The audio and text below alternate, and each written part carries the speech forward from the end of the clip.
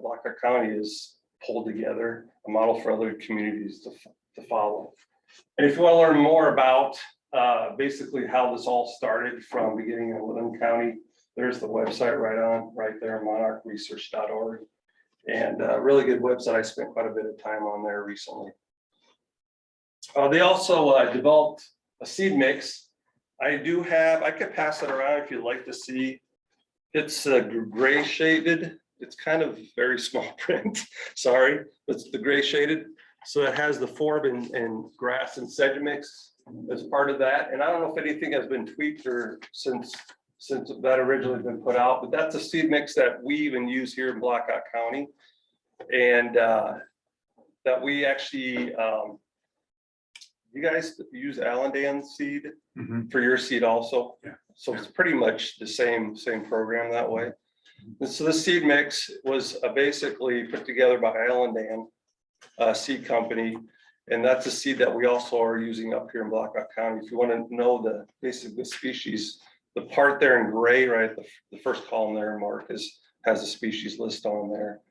And the Linn County goals were basically two different main goals: was provide 1,000 acres of was a 1,000 acre plan. And basically similar to what we're doing here in Blackhawk County is looking in areas, whether it's on public and private area, but they really focus on public areas and parks, maybe campgrounds, maybe also drainage basins, utility cores, along trails, trail right-of-ways, things of that sort, to start putting smaller pollinator plots in those areas, maybe areas that either have been mowed or sprayed, or just potential areas that's really kind of a waste, even though it's a green space, maybe kind of a wasted space when it comes to pollinators and just any type of habitat that we have. So, and they also have something called a 1,000 mile pilot in there. That's where they partnered with Linn County secondary roads, and basically looking at all their, when you think about the amount of miles of road ditches we have in our counties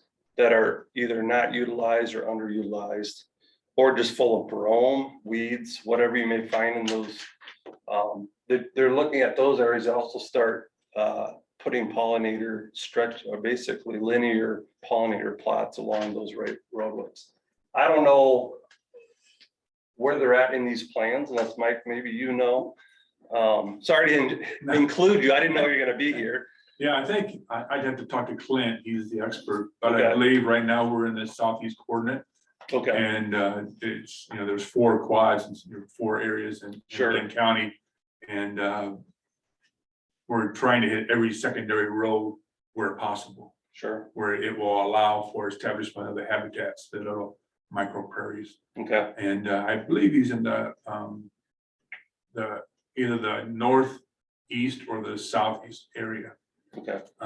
There were times where he wasn't able to hit every site due to possibly, either from the derecho or from moisture concerns. But he's been going out. Every location has been plotted. Yeah. So I'm just curious from my standpoint, how working with the landowners to keep them from mowing, and what everyone knows what our secondary road ditch is going to look like, so that'll be interesting going forward, how they handle that with some landowners. So, but those are some things that I just want to bring up, some of the basis of how this started and kind of the goals from in Linn County. And so basically this county, and Todd was in on the first meetings, and I think you even took the tour when you went down to the facility. I couldn't go on that time, but so we're fortunate to have the Young Family Foundation in the area, and basically I think Rick Young was on that. Rick and Travis were with you on that. And Michael. Yeah, and Michael on that tour. The step forward basically said, we'd like to help fund and get this going up here in Blackhawk County. And sometimes it maybe takes a private foundation or individual or family to step forward and put funds in that way. So the lead agency that we actually work with, so they decided to use the Cedar Valley Arboretum and Botanical Gardens as the lead agency to basically bring all the partners together. So technically they're the ones, when we meet out there when we meet, and then go over projects, look at future projects, things of that sort. And there's the partners listed right there. You can see cities, we're in there, private, obviously without private landowners. We can only do so much on city property. But also all the private landowners, obviously that's a huge, we need your involvement. And the website, Cedar Valley Monarch Zones.org is there too. And both Todd and I brought a sign, and maybe, like Laura said, you may see, if you're driving around town in certain areas, you may start seeing this sign around. But basically, this started in 2019, fairly new,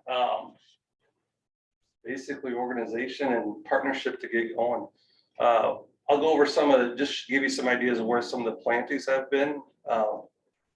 But we're really in infancy, but I would say it's growing quite a bit quickly here as far as interest from the public. So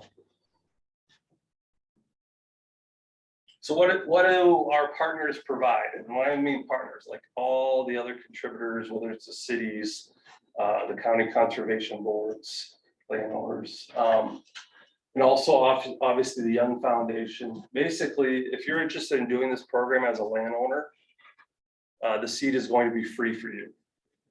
And this seed, I'm estimating it's probably close to about $1,000 an acre. I could be off, but I think that's about where it's at. And so for some individuals that may be interested in doing something like that, that really eliminates a lot of the issues as far as cost if you want to get going on something like this. And putting a small plot, it could be in your backyard, it could be a small garden, or I've done some plantings. Well, we're going to hopefully do one planting for Waterloo that's about 23 acres in Waterloo. So Tibbetts Field area, Tibbetts Park area there. And so size doesn't really, we're not concerned. I'll show you some equipment we have to get that done for you. So, but obviously to make it cost effective and make it affordable for most landowners, the seed is obviously, that's a huge thing that's out of the way for us.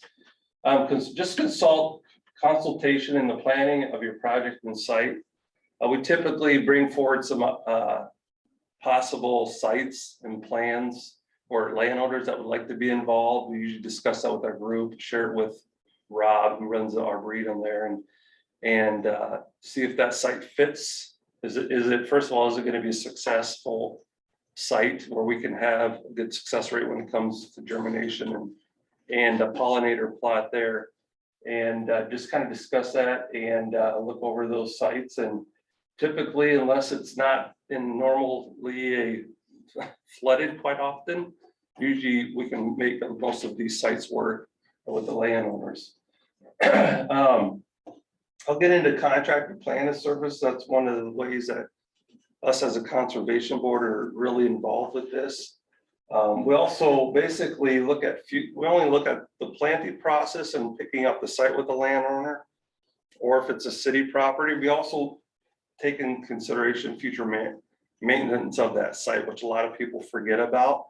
And that's where our partnership can come in and help with basically providing information for that landowner, how to maintain that site into the future so you don't lose it. So also the project, if you see this on the Cedar Valley website, there is a fee for it, but they provide Monarch bio tents for rearing your own butterflies, and they also some type of lifestyle tent.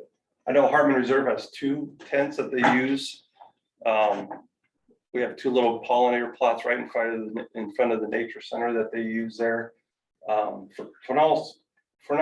for probably education than for rearing butterflies, but it's a really good eye catcher, and they include it into their programs, especially into their summer programming. So, and as you saw the sign right there. So those are some of the things as partners here in Black Hawk County, what we provide for the landowners if they're interested in this project. So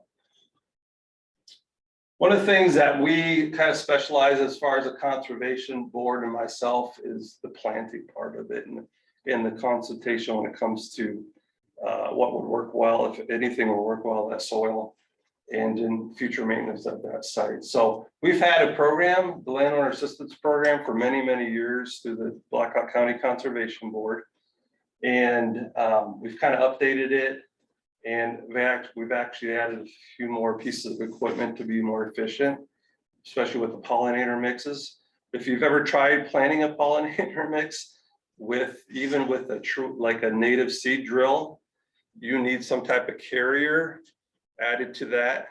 Otherwise, your acreage and basically how you set your drill, you're just gonna run out. You just, believe me, it's very difficult. And so when we first started, when we started working with Alan Dan specifically, and with Rob with the Arboretum, I asked them to start adding rice hulls into the mix.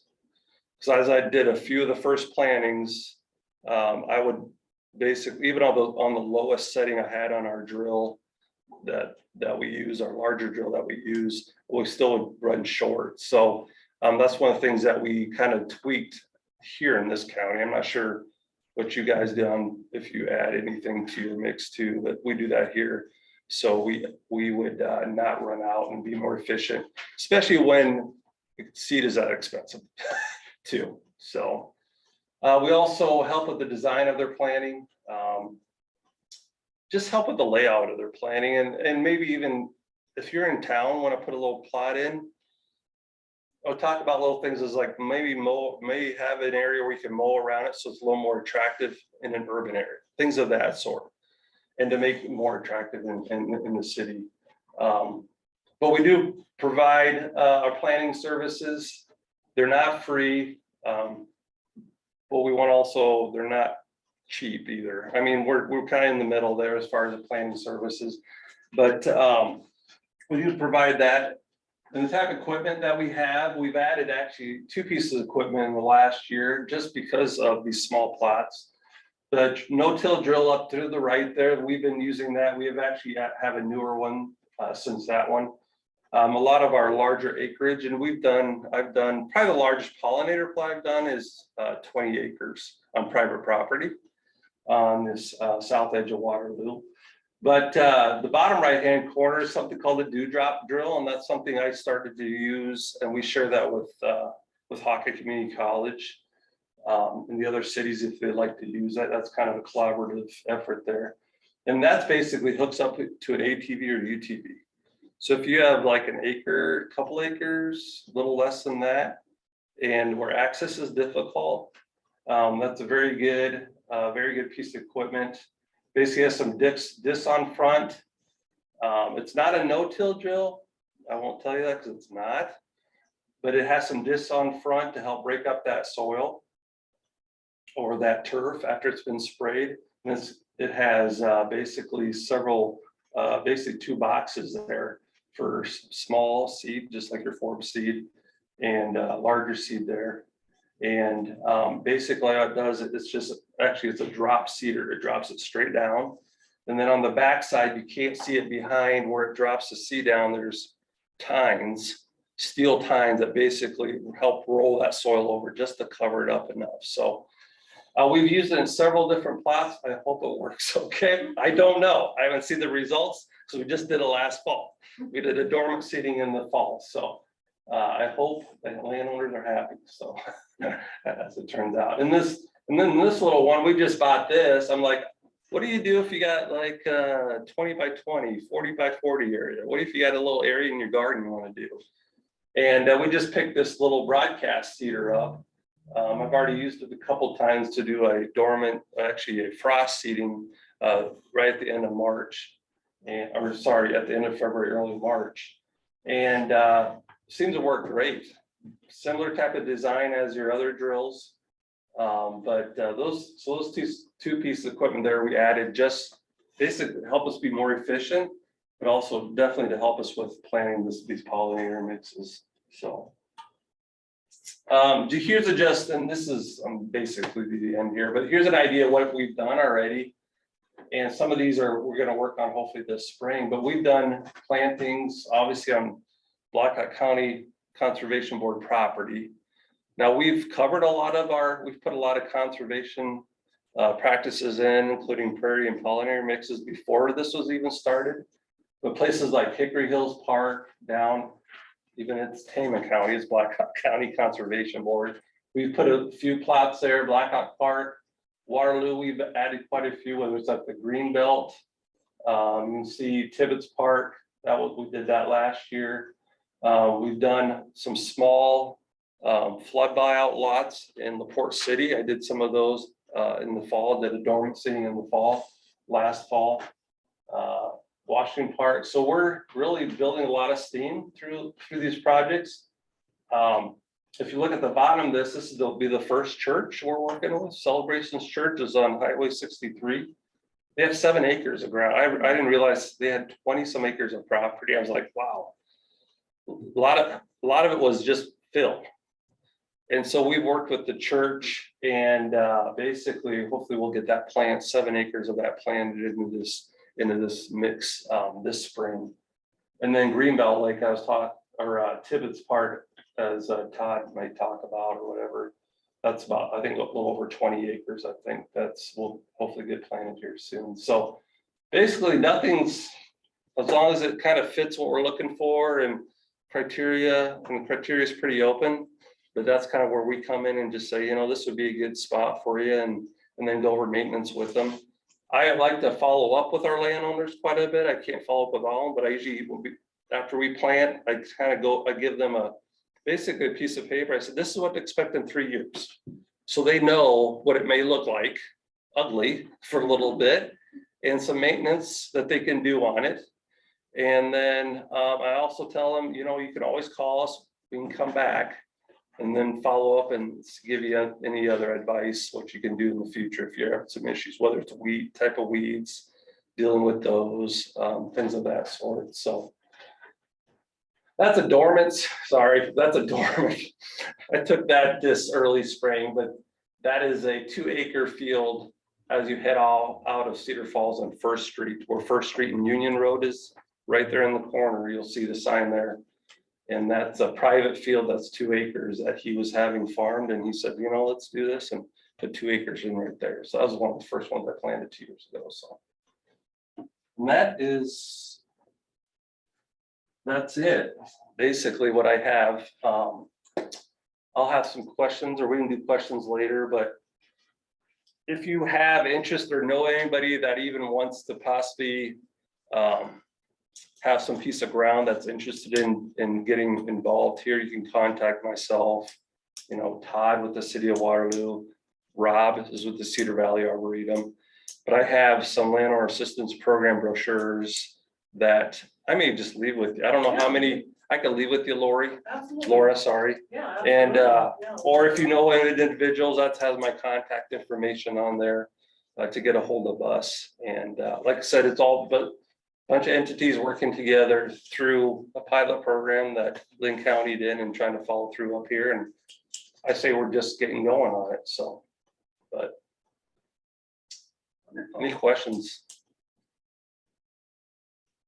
We'll just leave you all your questions for these. Yeah, let's go ahead and move on to Okay. Todd, and you can, you know, a little background on why we invited Todd. He was, we were learning that the City of Waterloo was interested in looking at their ordinances to make sure that they were compatible with this project, so that everybody knew what was going on. And, just making prairie type habitat compatible in the urban environment. So we're glad that you could come and talk about that a little bit. Well, thanks for having us. Again, my name is Todd Deerfield. I work with the City of Waterloo. I've been the city forester since 1991, and as of a year and a few months ago, I was given the title of park superintendent and city forester. So now I get to learn about playgrounds at a whole new level than I ever thought. But as Laura said, a few months ago, we started looking at our ordinance because up until now, prairies weren't even, or native plantings weren't even allowable in the city limits of Waterloo because of an ordinance that states that grass cannot be more than 8 inches in height. And there was no exception to that for prairies. Now, we've had prairies within the city limits for many years, and it took a lawyer to find this little item, I guess, during a squabble of an incident in town. So it has now been passed as of Monday night that we do allow prairies in the city limits of Waterloo or native plantings. The only, I guess, not issue, but the only exceptions would, or items that you need to be aware of when you do plant this prairie, it can't be in the right of way. It can't be in that area between the sidewalk and the street. It's got to be a couple feet from sidewalks, 2 feet from sidewalks, 3 feet from neighboring properties. So I guess if you plant a big blue stem and it lays over to the neighbor's property, that can't, they don't want that. And most of these were kind of created by our city engineer.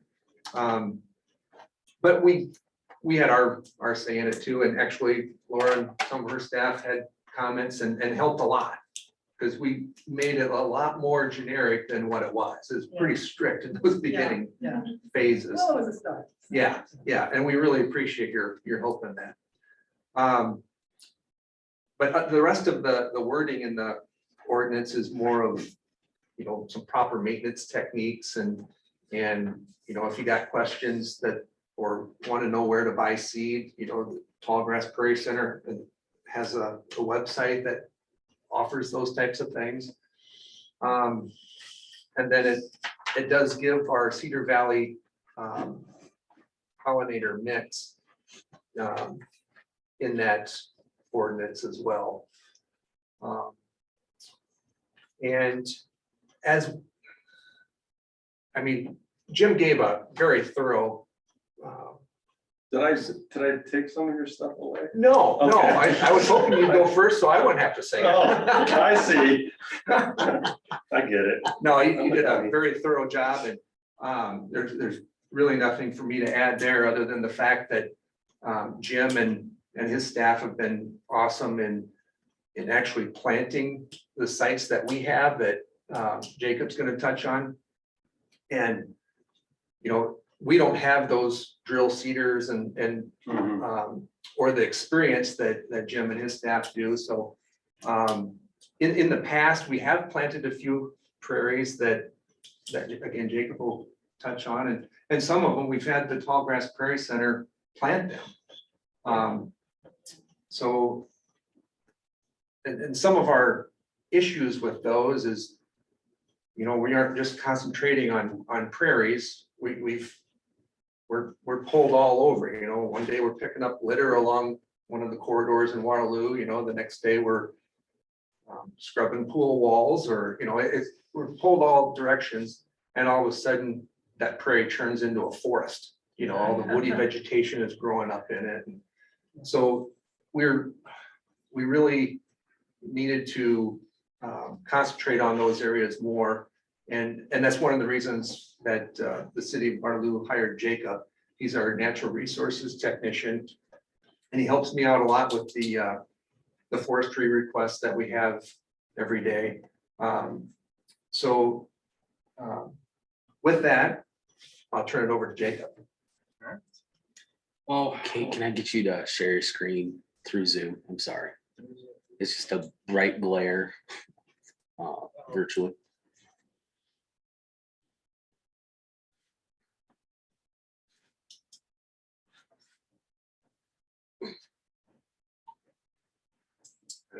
I don't feel bad now.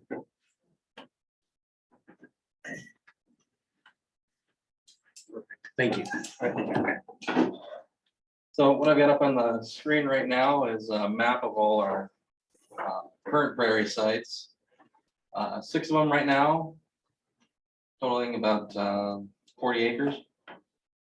And then We can't see them. Where are they? it's because of that one Oh, down There's there. one in Lloyd Randall, so we had to make it a big map. Right, Catch this right. one. Okay. The other ones are up in that left Oh, side. okay, got it. Thank you. And then Yeah. Tibbetts Park was mentioned. That's north of the river up there, but we're kind of in the middle of working with Corps of Engineers right now to get some permissions there because it's a stormwater retention area for the Cedar River. So anytime you have a major inlet to the Cedar River, you gotta work with the Army Corps of Engineers, and it can be a little bit of a process. Anyways, yeah, Tibbetts was mentioned. That one's gonna be about 27 acres. And it's divided up into several zones based on the expected wetness of the areas, because there could be standing water there a week or two long, and that affects what species you can plant in there. So down to the bottom right, all the way in that corner, that's Lloyd Randall Park. It's our odd one out here. All the rest of them are kind of located around the green belt. Then we have 63 in Martin, which is right off of Sergeant Road there. You can see it as you're driving by. Then there's a little bit of a secluded one at Greenbelt Lake. It's can't really see it from the trail, and it's kind of gated off right now, but it's in its going into its second year of establishment. And then in the Greenbelt, if you were to take a 5-minute walk north of West Ridgeway's shelter, then you'd run into these 2 different prairie sites, and the trail goes right through the middle. The west one is mostly grasses. In fact, it's probably all grasses. We're not sure how old it is. You know, it's at least 30. We don't have a lot of information about it, but it's, again, mostly grasses, and you can see a lot of evidence of deer passing through there. And then on the east side, that one was planted in 2015 by the Tallgrass Prairie Center. And that's a very high diversity, 55 species mix. And if you were to try to walk through it right now, it's super dense. It's very, very nice planting. And then the soccer complex is another kind of unknown one. It's not all grasses. There's forest mixed in there as well. We're just not sure how old it is and what exactly was planted there. I remembered finally what on that one. Oh, It came back to me. We worked with the Tallgrass Prairie Center with Kirk Henderson Right. back in the day, and we got a grant from it must have been like the roadside. Living roadway trust Yes. fund, yeah. Yep. And we Yeah. planted that back then, and it was one of those areas that we could mow it in the fall, we did. And then it just kind of got forgotten, and it grew up into a lot of vegetation or woody vegetation, and now the Hawkeye Community College Resources group, they're kind of taking it under their wing, and we helped them this fall try to remove a bunch of that woody material. Wonderful, wonderful. Yeah, that was a nice planting. And it was special to us. It's named after Kirk Henderson, who was right? Was it named I don't after know. him, or it was? I know he helped with He it. helped. It was sort of his legacy project. He was the started the whole roadside program here in 1990, early 1990s, right? And really kind of provided that foundation for the statewide working with the counties. And so, yeah, that's kind of tribute to him in a way that we were part of. It's really nice to hear that it's so easy to get behind on management. It just Yeah. is so easy to do that. And so it's nice to see that you guys are working with. Kirk is my aunt's brother, and Oh, we're at like some family get together or something with my cousins, and he brought this thing up, and I was like, yeah, let's do it, I think it was like 30 years ago. yeah. It was a long time ago. Yeah. But Hey, when did Kurt retired it was the last 3 years that he retired, and that was in, I think, 2012, 2013. No, 'cause when I came to Rebecca's house, so it was maybe 2012. Yeah, I think so. So probably 2010, 2011, 2012 would have been, yeah. So gosh, that's getting to be 10 years ago anyway. How did that happen? Just like that. anyway, sorry Lickety to split. interrupt. no, that's fine. I'm glad we remembered. But that's a very large, that's a pretty large plant. Yeah, Can't see it very well on the base map I have set here, but soccer complex has a very large parking lot. Uh-huh. And there's a bunch of ditches kind of running through it. And you can find a whole lot of milkweed pods there. So Okay. it's kind of spread from the established prairie into the Sure. ditches down there. And then I just wanted to highlight observations about the Cedar Valley Monarch Zones pollinator seed mix that was mentioned earlier. We use it on 2 of our prairie sites, which I'll highlight in the next couple slides here. It's a 52 species high diversity mix. And by my observations, it's the most successful in well-drained sandy soil, so sandy loam, just straight sand. That's what I'm looking for when I'm looking for places to kind of propose new sites. And then it's got 4 species of milkweed total. So butterfly milkweed, common milkweed, world milkweed, and Wow. yeah. And then 41 species of forbs total. And then this is of course part of the Arboretum's Cedar Valley Monarch Zones project. So our first site that uses the Cedar Valley Monarch Zones mix is Lloyd Randall. That was the one way to the southeast of the city, south of Evansdale. It's a 4-acre plot highlighted in yellow there. It's planted in spring of 2019. And it's in its 3rd year of establishment now. So a lot of those big tall grasses are sprouted now, and there's tons of goldenrod out there, and it's looking pretty good right now. And then our second site that uses it is Greenbelt Lake, about a 5-acre plot planted spring of last year. So it's going into its 2nd year of establishment now. So we're going to be seeing some more forbs pop up, and those grasses will start to grow tall. That's what I have.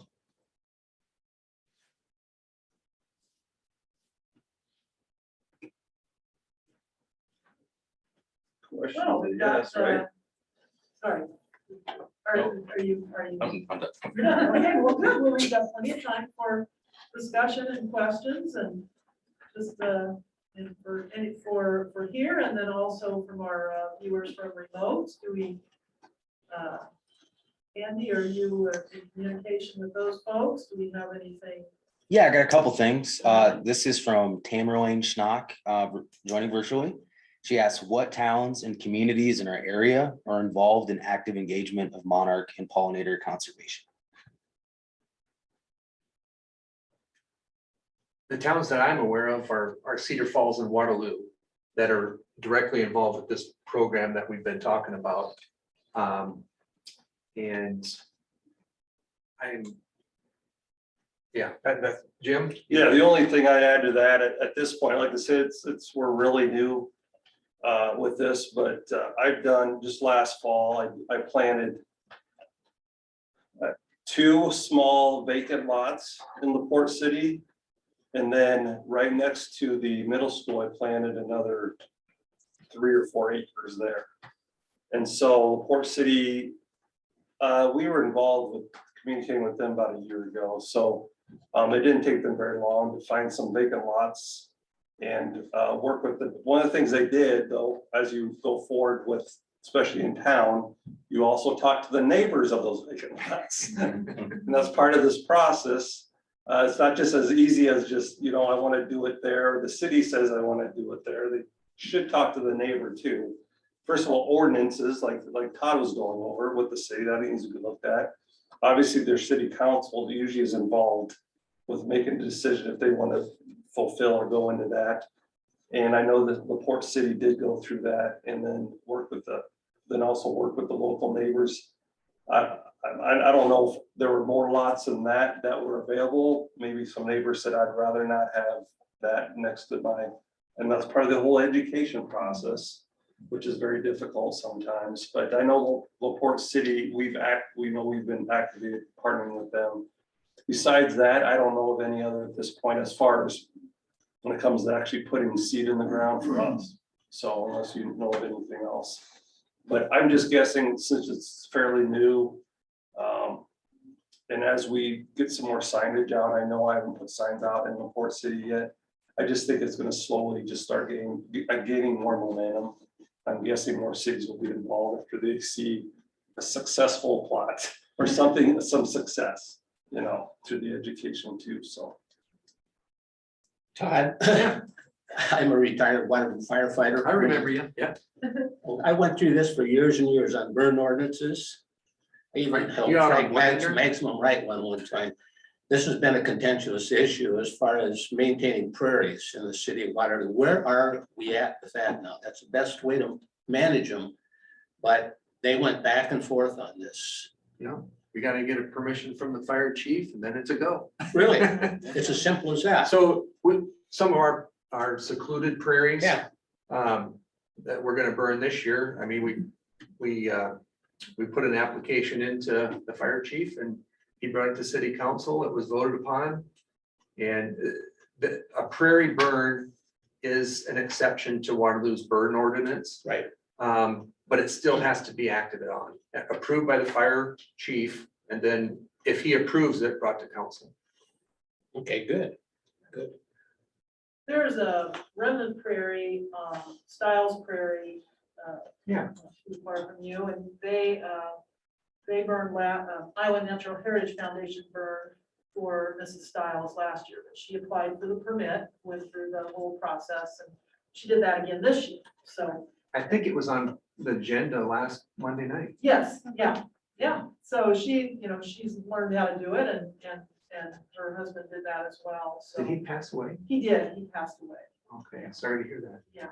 They have an amazing prairie Yeah, out 20 there. acres, very high quality remnant that needs a lot of tender loving care and for burning and taken care of. The one time that I went out there, years ago, part of that burning application, we were involved with it. We had to sign off to make sure that there was actual prairie grass there and it's just not somebody's backfield that is brome grass or whatever, and they want to burn it, or their ditch that they want to burn. So I went out and talked to Mr. Stiles, and he had a book, like a baby book, that he'd open it up and he showed me pictures of almost every plant species out there. It was just amazing, his knowledge Yes, and yes, passion. yes, yeah. So that's great that it's still going on. though. It is, yeah, great legacy to have in Waterloo, yeah. I'm curious about your plantings, in terms of drawing people in to those prairies so that they enjoy them. One thing that I've noticed with, we have many prairies on campus, and when I interact with students, a lot of times they don't even know it's okay to walk in there, or they don't, especially if there isn't a trail and a sign. They think there's snakes, there's bees, or there's just this general idea, it's private property, the default is it's private property and you stay off of it. So I'm just wondering how you're able to invite people to enjoy these prairies, and because mowing trails is a pain and is expensive and so forth, so. Most of our prairies, we don't have very many, but they all have a perimeter trail around them, and some, like the one in the green belt that's just north of the Ridgeway Shelter, that has a perimeter trail and then a trail right through the middle of it as well. And it's right along our whole soft trail system too. So if somebody's not going to visit that prairie, just using that trail system, they're gonna see it. They're gonna walk by. Yeah, and then our newer ones, we also got perimeter trails around too. Yeah, one of the things I said I would do when I was hired to this position is, so we're planning on these new prairies, and I figured the next step is to kind of connect the public with them. So the Greenbelt, I'm gonna lead a tour on that with the backyard tour Oh, yeah. Yeah. this Part of that June. too, yeah. That's gonna be one of the stops on that tour. So I'm gonna be leading the group there and kind of showing them both sides of the plantings there. I think as a committee at some point, we haven't met in quite a while too. But I think just the marketing part of this is something we probably need to start thinking about since it started to build momentum, I would say. Our county park systems, it's very visible. And honestly, we don't have a lot of acres because we already put most of it in the conservation practice. But when you think of a lot of the city properties that we have on the list and some future I think there's a lot of possibility in getting, obviously, we like to let Rob and the Arboretum kind of lead us through that, since they're kind of the entity that's in charge of this. So there's definitely, I think in the future, is as they progress and really do well, we need to start promoting this more in different fashions. I know there's different avenues through our online newsletter that I write in once in a while. I mean, there's different avenues that even us as a conservation board can promote countywide. So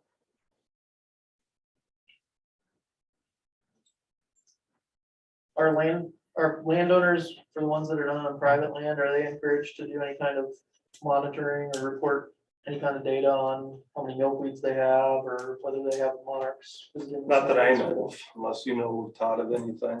Yeah, we're not involved with that. Yeah. I know from and this is my personal, this is me personal, if I'm gonna plant that, I like to know it's going to succeed. So whether it's a CRP through a CRP program or a small plot or something else, that's just me personally. If I'm gonna put the work into it, I want it to succeed for that individual. Plus my name's on it, and the county name and the Monarch zone's name on it. So I do everything I can as an individual to make sure that plot succeeds. And it may take multiple trips out to one site and help that landowner or working with the city on their plots. The church I was mentioning, that 7 acres I was mentioning, it's been a little struggle because we don't do contract spraying for site prep, but they contracted a sprayer to spray that site because it was basically fill that had grown with cool season grasses. Problem is, timing of that spraying was not very good. And so that's where I come in, us, the conservation, come in with their expertise. Is like, all right, the timing is not right. You basically sprayed right before the first frost and fall. That's not gonna work because the growing season's done.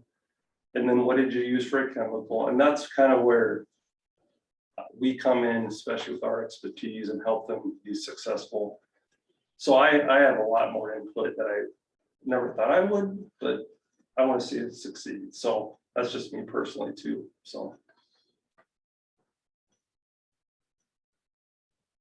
I don't know if that answers your question, Mark. But there's no monitoring, I guess. There's just, like, I guess we consider myself monitoring, but I'm looking for the progression of that for the year 2, year 3, and then help them with future maintenance past that if they need help.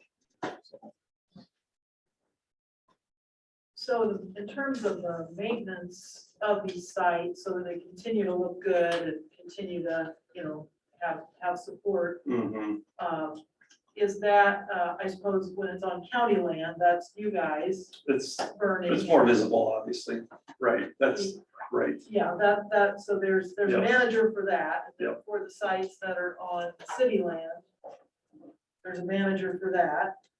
Now, do you guys have burning capacity? Do you have all that, or or are you relying on more well, I guess the Hawkeye crew for that? We've done it in-house, we've done it with the county, we've done it with the fire department, we've done it with Hawkeye. I mean, it Sort of, just kind of depends on the year and the volunteers that are knocking on the door, and yeah, we are capable of burning a lot of these sites as long as the fire chief allows us to, because I can foresee some sites, maybe there's not. in-town sites where Right. it's just not So possible. then you get into, I guess, maintaining without fire, and that can be done. It involves mowing and maybe some spot treatments with some herbicides of some flavor and some manual pulling and so our ordinance that was passed does kind of touch on that. So like if a property owner in town has a prairie that they're claiming is a prairie, and it contains more than 30% non-prairie or non-pollinator, non-forbs, just 30% weeds, which the weeds aren't defined, so there comes a gray area. Some people say this is a weed, some people say it's not, all in the eye of the beholder. But if that backyard prairie grows up into a bunch of volunteer trees, it's gonna be, or the code enforcement's gonna be knocking on their door and code enforcement's gonna hire somebody to basically mow off their property. So, you hit a good topic, maintenance in some of these areas that people might not be either skilled enough to do it or physically able enough to do it, could be a problem. And this fits in with a question from the chat as well. Could a homeowner decide to plant their entire front yard to prairie? If so, the first couple of years probably aren't gonna look super neat, right? Right. As long as, like, if it was in the city of Waterloo, as long as it fits within our parameters here, they could only plant to the right of way property line. And so, it wouldn't be anywhere. It wouldn't be between the sidewalk and the street or where a sidewalk would be if they don't have a sidewalk. And it would have to be 3 foot from a neighboring property. So if there's utilities, what does it say? 5 foot from driveways of commercial, industrial, or institutional properties, 2 feet from the edge of residential driveway. I mean, it's got a few things like that they're trying to keep a little bit of a manicured look, knowing that, these areas are going to grow tall and kind of lay over, not be laying on the concrete or whatever. I think maybe what Andy's question was getting at is the first 2 years, it's gonna be 30% weeds. Yeah. Yep, right. But that's changing fast in the right direction. So does the ordinance sort of give some allowance for those first 2 years when things are all? Sure. Jacob will be part of that judgment. And, it will probably come with a discussion with that property owner on what stage of their planting they are in. Yeah, the 30% comes from me. It used to say 10%. Yeah, good luck with that. Yeah, right. 10%. So I just kind of threw 30 out there because I figured, if there is an issue down the line, that'd be way easier to explain to a landowner than 10%. Right. But ultimately it'd be up to my discretion and judgment. If I talk to the landowner that's got the prairie and it's in its first or second year of establishment, and I can clearly see that there's some native grasses and forbs popping up, then yeah, I'd give them a pass on that. But if it's someone who says they've got prairie in their backyard and it's kind of just overgrown brome and volunteer trees and all that, then I could kind of tell that it's not a prairie. When you have a person like Mr. Stiles comes out with his baby book of all the different species, he's gonna take care of it, right? Right. Well, those first few years are a little dicey and they might not be sure whether they have anything yet. They'll come to us and say, it's a failure, what do we do? There's nothing there but weeds. Yeah, And then can you you have replant? to go out there Let's and just say, wait. yeah, there's one. Let's do this, there's let's one. wait. I've had those calls to Jim. Yeah, it's the ID before they get the flower. is the tricky part. These are all great discussion questions. It is 5 o'clock. Is there any one last question or comment that we have before we conclude the formal? Right, we can hang around. I discussion? can hang around a little bit longer. Did you have anything to add from the Marion Cedar Rapids area? How much time do we have? No, positives, the positives, you know, I'm encouraged by what I'm seeing up here in Blackhawk County because what joins us, the Cedar Rapids area, the Cedar Falls, Waterloo area is a little stream called the Cedar River. And so it's our goal to help clarify that water to what comes off our yards and ends up in the river is clean and not full of chemicals. When we talk about different sizes of habitats on your yards, like it can be anything. It can be containers. You can have containers on your porch, your patio, your deck of say 3 to 7 containers of various plants, spring blooming, summer blooming, fall blooming. That's a habitat. You bet. So you're not limited to just yards. You have other opportunities. In your yards, if you're really concerned about having this huge plot of habitat, which can be discouraging, scary, make it fun. Start with a small plot. Don't go with seeds, go with plugs. There's a lot of places like Prairie Nursery, Prairie Moon Nursery. There's different there you go. Different places you can buy plugs. You can get plugs for spring blooming, for summer blooming, for fall blooming, hit all the seasons, add a few grasses into that. And start with a 10-foot by 10 foot, or a 5-foot by 5 foot, 8-foot by 8 foot, whatever you feel you can manage. Learn those plants, get a chance to see the benefits. All the animals that enjoy that, the bees, the butterflies, wasps also enjoy it. There's so much out there that can enjoy those plants. It's a lot funner to sit on your front porch and look out at a plot of plants. And look, honey, isn't that grass look beautiful? There's no life in that grass, but there's life in those pollinator plants. So start small, work your way up. Once you get to that point where you feel you can manage that, then broaden out. Don't be afraid. But what you'll find is that you will become, like the gentleman you talked about, you will become the expert because your neighbors will begin talking to you and asking you questions. The kids down the street will stop and pick the flowers. That's fine. Let them touch, let them smell, let them feel. There's so much out there that it just, it's the domino effect is incredible. I think you're totally, that's, I'm so glad you brought that up because the Monarch is the poster child for Right. all of this. But that creates a big umbrella. And one of the things we're realizing now is that fireflies are also in need of our protection and what would childhood be without fireflies, right? If you have those diverse native plantings in your yard or, start small with your pots, you're gonna start to see more of those things as well. So I love the fact that you brought that up. In Cedar Rapids, we had, what everybody remembers back in August 10th of 2020, the derecho, where we lost 70% of our tree canopy. And we know it's going to take years to recover.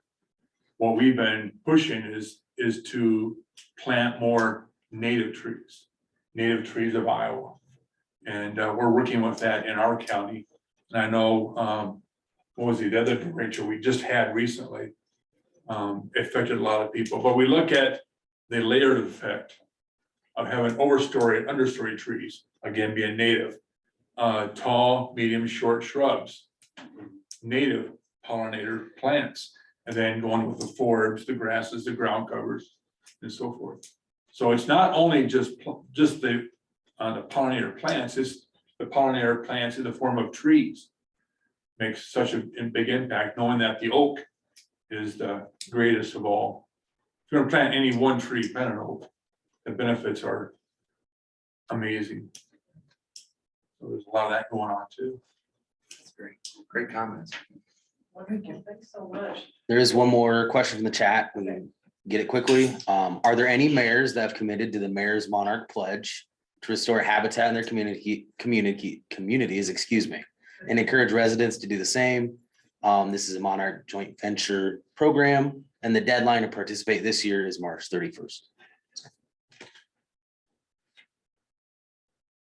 No, That's- nothing to do. That's the first I've heard of that program. Probably a citizen would need to bring that up to their mayor or a group of citizens. You're already doing it. Well, The Mayor's Monarch Pledge is a national program that what you're doing with your habitats, you've already checked off one of the boxes. Yeah. And so it's just, all it is a matter of filling out the paperwork. And the paperwork's already done. You're just copying and pasting and putting your names on it. It's so simple. And, but it's, you have to know about it first. sure, I'll Google it tomorrow. So if you look at every community in Blackhawk County, if they were all to be a part of that, no one's done that. I've been trying to encourage the various communities within Lynn County to be a part of that. We're getting there. But it just takes that easy commitment of signing on the dotted line. It's so simple. Creating that habitat, it becomes contagious. Not only does the city do it, but the community, the people within that community begin to do it. And they reap the benefits. Wonderful. We'll have to, let's thank everyone for all of your wonderful work.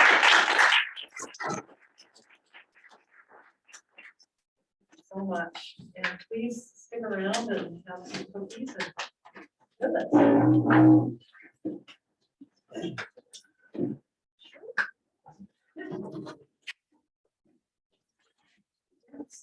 I want to Hey. introduce you to my That's student fine. assistant. Right. Her name is also Laura. It is? Thanks for confusing. That's good, that's good. But yeah, she's been working with me, since starting, well, she was out here as an American Corps member last summer. Thanks for coming. But she's Yeah. All this time. It's very honoring. Oh, you guys are honored to have you guys in this area.